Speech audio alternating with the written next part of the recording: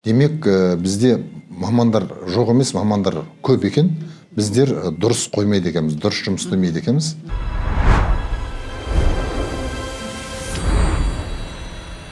Саламатсыздар ма? Менің аты жөнім Қамбаров Есбол Әуесбекұлы. Жалпы мен бір 30 жылдың көлемінде кәсіпкерлікпен айналысып келе жатырмын. Біздің негізгі бизнесіміз білім саласында, жекеменшік мектептер, жекеменшік балабақшалар, сонымен қатар спорт саласында бар жекеменшік спорт мектептері және денсаулық сақтау саласында. Денсаулық сақтау болғанда біз санатория салып жатырмыз.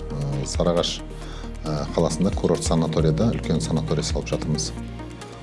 Жалпы біздікі елге қызмет ету.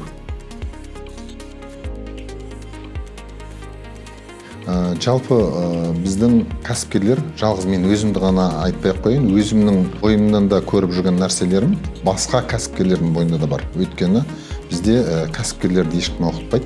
Әркім өзінің шамасы жеткенше ғана жасайды. Содан кейін барлық кәсіпте мамандар жетіспей жатады.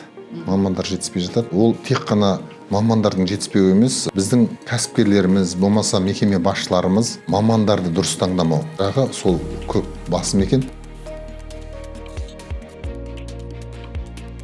HR Capital'ды жалпы мен Инстаграмнан көріп, Рифат Решатовичті Инстаграмнан көріп, келіп, осында келіп оқыдық. Мен өзіммен бірге ұлымды да алып келіп оқыттым. Ұлым мектептің директоры, жекеменшік мектебіміздің директоры.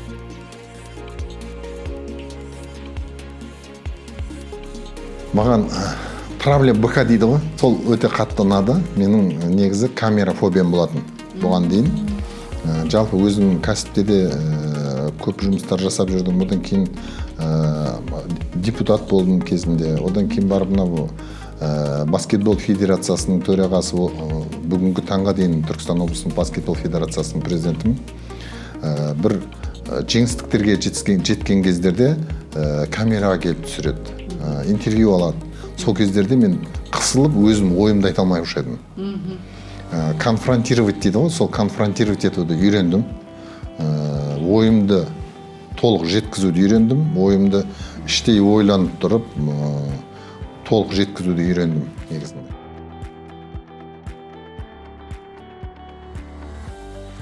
Мен өте қуанам осында келіп оқығаныма.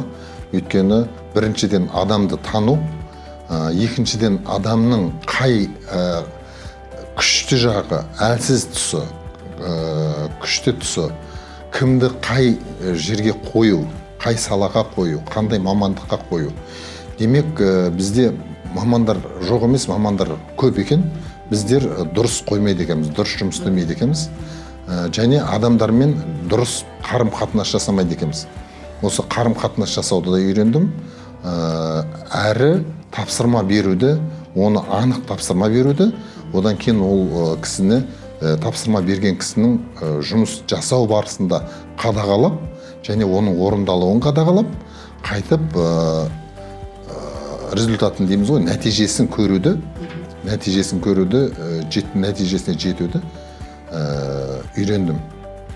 Одан кейін ашық болу, адамның командамен жұмыс істей алуы, басқа өзіміздің саладағы жұмысшылардың да бір-бірін жақсы көруі, бір-біріне келген кезде ашық бір-бірін жақсы көріп, ойларын ортаға жеткізу, бір-біріне қысылып қалмау, өзімен өзі қалып қоймау, осындай нәрселерді өте жақсы үйретті.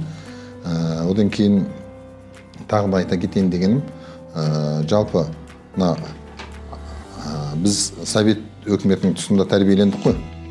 Жалпы бізде ол кезде скромностьты қатты тәрбиелеген. Қазіргі заманда өзгерген нәрсе, мен соны байқадым. Қазіргі заманда скромностьты ол керек емес. Қазіргі заманда адам өзінің ішкі жан дүниесінде не бар, соны ашық шығару керек. И жұртты да солай түсіну керек. Мен сол нәрсені қатты түсіндім деп ойлаймын.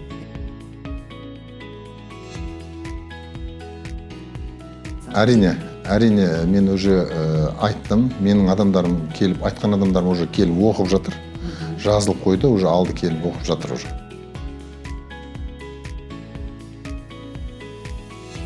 Рифат Решатовичтің жалпы қазақ еліне ғана деп айтайын, қазір қосып жатқан үлесі өте орасан. Және ол кісі бүкіл әлемдікте деңгейде жоспарлап жатыр екен. Өткенде айтты, Вьетнамда ашам деп, Өзбекстанда аштым деп жатыр. Жалпы бүкіл әлемге аша берсін. Мен өте қуаныштымын. Рифат Ришатович бір Қазақстанға берілген бір Құдайдың бағы деп айтайық. Біздің кәсіпкерлерге берген өте үлкен үлесі өте зор, орасан. Сондықтан Рифат Ришатовичқа мен алғысым шексіз. Және ол кісілердің таңдап алған командасы өте мықты. Барлығы бір ауыздан жұмыс жасайды. Сондықтан сіздердің барлықтарыңызға табыс тілеймін, отбасыларыңыз аман болсын, дендеріңіз сау болсын, тек қана алға.